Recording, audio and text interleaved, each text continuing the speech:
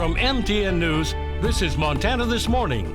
I just don't get how a 13-year-old would take off in this big world. What the father of a missing 13-year-old girl tells MTN News after 6 months without his daughter. It's just not an efficient way to have people get really what they need just for the basics. How a Social Security update is raising concerns for those who help seniors. I'm Kyle Hansen, and coming up, we have all of your highlights from Montana's first-round NCAA tournament game against Wisconsin. Plus, the Lady Bobcats are on the road in Ohio for their NCAA clash against the Buckeyes. We're there too. All those stories and more to come. Good morning and welcome to Montana This Morning on this Friday, March 21st. I'm Augusta McDonnell here with Ed McIntosh. Ta-da. Ta-da, he's here. We love it when you fill in. Always good to see you. Good to see you as well. Thanks for waking up early. Yeah. Appreciate it. Miller's, he's not feeling so great, but he'll be back. He'll be back, yeah. He's ready to go. He's ready to go. Miller, if you're watching, we're all cheering for you, buddy. Yeah, and we will be implementing team yoga from here on out. Got to keep you guys in shape. Again, longevity here. Okay, can you start that when I'm not here? Yeah. Well, that would be all right. You'll be invited to the 2:30 yoga sessions, but you don't have to come. Oh, I good. Okay. Yeah. It's 2:30, time for yoga. Yeah. Let's take a look around the state, or at least around our area, where temperatures are in the 20s and 30s to get started. We had a few little showers overnight, and that's going to be the story today. Sprinkle showers, but breaks of sunshine and some windy periods as well. Here's the Stockman Bank weather cam, where we're sitting at 32 degrees right now at the Billings Airport. So a coolish start, but temperatures up into the mid-50s by the time we're later on into the afternoon. That's going to feel pretty good. But changes for tomorrow. I'll tell you about that in a little bit. All right, Ed, thanks so much. We appreciate you being here. Thank you. All righty, let's get to our top stories. It has been 6 months since a 13-year-old girl on the Crow Reservation seemingly vanished.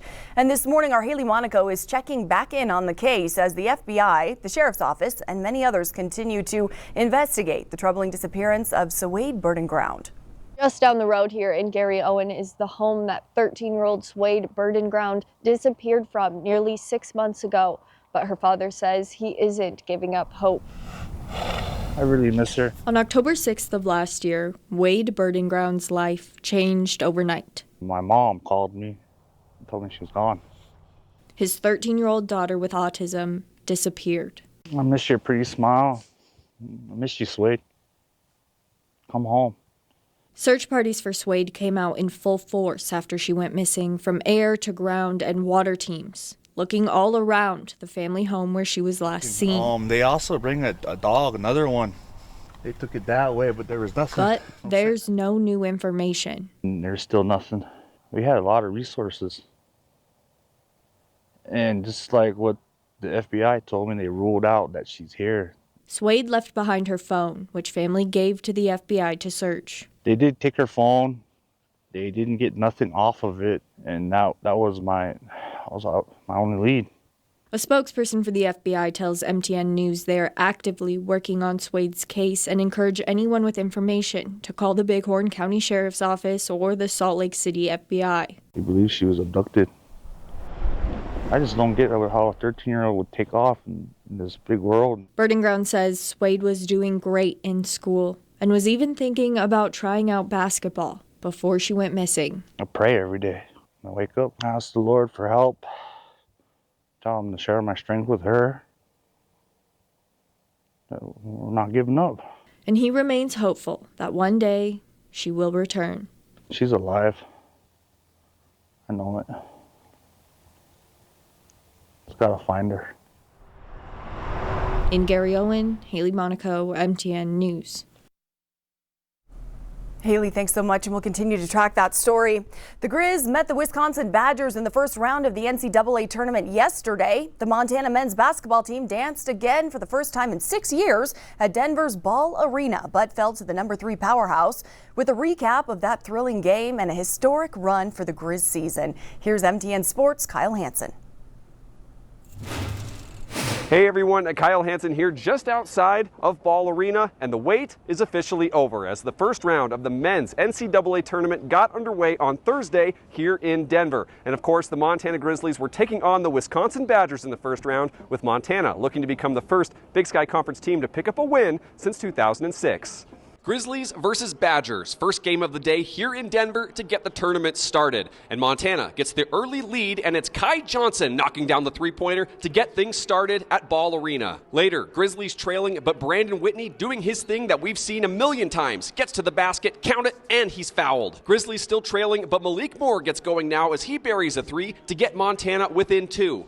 But on the other end, the All-American John Tonje has the answer as he converts the triple and is fouled. Next, Johnson again from 3 here as he got hot early. Then, you knew it was coming. Joe Pridgeon blows past the defender for the easy slam as UM keeps chipping away. Wisconsin built a double-digit lead, but UM got 3-pointers from Tajon Sawyer and Jensen Bradkey late in the first half to trim it to a 40-32 deficit for Montana at the break. Second half, UM comes out firing as Johnson gets his third 3-pointer of the game here. Then a steal from Sawyer leads to a layup by Money Williams to get the Grizzlies within 51-47, and the Grizz faithful in attendance love everything about that as they get back in the game. But on Wisconsin, and they go on an 8-0 run to make it double digits again on this 3 from Nolan Winter. Badgers extending the lead, and they're up 15 now, but Pridgeon stops the bleeding with another slam. Then Sawyer again on the 3-point play as the Grizz keep doing everything they can to keep chipping away. But down the stretch, the Badgers were just too much as Wisconsin defeats Montana 85-66 as the Badgers are on to the second round and Montana closes its season at 25-10. You know, we went into this with a ton of confidence. I think, you know, for stretches of the game, we showed that we could play with them.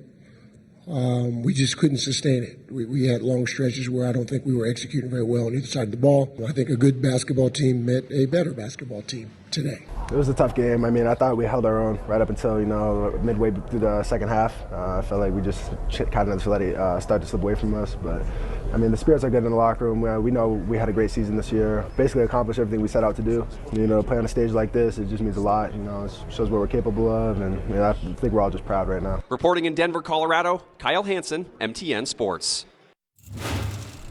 Kyle, thanks so much. And now it's the Bobcats' turn for some March Madness as the MSU women gear up for their 13-4 matchup today against Ohio State.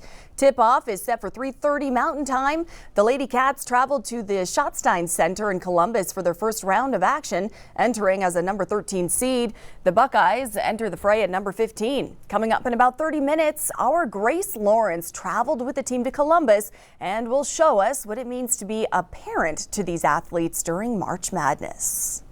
Let's pivot now to some political news. The Trump administration's goal of cutting federal government continues today with the focus turning to the Pentagon. Yesterday, Defense Secretary Pete Hegseth ordered the cancellation of nearly $600 million in defense contracts and grants and confirms that billionaire Elon Musk will visit the agency today. CBS's Jared Hill has more from New York. Amid the push to slash federal spending, today, President Donald Trump and Defense Secretary Pete Hegseth are set to meet at the White House. It's one day after Hegseth canceled $580 million in contracts and grants. They are not a good use of taxpayer dollars. The cuts, according to the Pentagon, related to human resources software, some outside consulting, and grants paying for diversity efforts and fighting the impacts of climate change. Hegseth has confirmed Elon Musk will also visit the Pentagon today. It comes as questions remain about the impact of President Trump's executive order shrinking the Department of Education. We're going to shut it down and shut it down as quickly as possible. Though only Congress can eliminate the department. Republican Senator Bill Cassidy said he'll propose a bill, but multiple Democrats would need to sign on. I hope they're going to be voting for it because ultimately it may come before them. President Trump said crucial programs like Pell Grants, funding for children from low-income families, and special education services would move to other federal agencies. The change sparking protests and pushback. Meanwhile, a federal judge is accusing the administration of withholding information about 2 deportation flights that took alleged Venezuelan gang members to a prison in El Salvador. President Trump claimed the judge is trying to usurp the power of the presidency, calling on the Supreme Court to step in. Jared Hill, CBS News.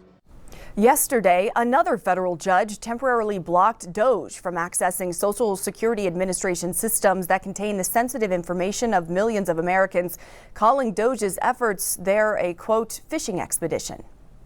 And speaking of Social Security, we've got some big changes on the horizon for the Social Security Administration. The agency now is requiring in-person office visits. They say this is in the name of preventing fraud. MTN's Isabel Spartz has more on the changes coming and why some advocacy groups are concerned about the impacts those changes could have. Vanita Cox is filling a service that we may often take for granted. I give people rides. I'm a volunteer for the rides program. She offers up her vehicle several times a week for a senior in need through the Adult Resource Alliance's Volunteer Rides program. I have had people try to tip me, which of course I won't take. It is fun. I get to be friends with them, and they are always so fun to visit with. She helps seniors like Pamela Greenfield get to where they need to go, like to buy her weekly groceries. It's made such a positive and important difference in my life. I'm very happy I found out about it. And soon, one of those locations may be the Social Security office. Beginning on March 31st, recipients will no longer be able to verify their identity over the phone, instead having to go in person or online. The changes will mainly impact those filing for the first time or those who need to change their bank information. Social Security is a lot of good, but it's hard for folks to navigate that. But for many seniors, getting to the office might be a challenge. In our area, there's regional offices for Social Security, so that means if you live outside of Billings in any distance, you're driving all the way into Billings to make those changes. Tyler Amundsen with Big Sky Senior Services and Erica Purington with the Adult Resource Alliance serve thousands of seniors in Yellowstone County, but they're concerned that the change will impact those who can't get the necessary transportation. There is a growing concern, and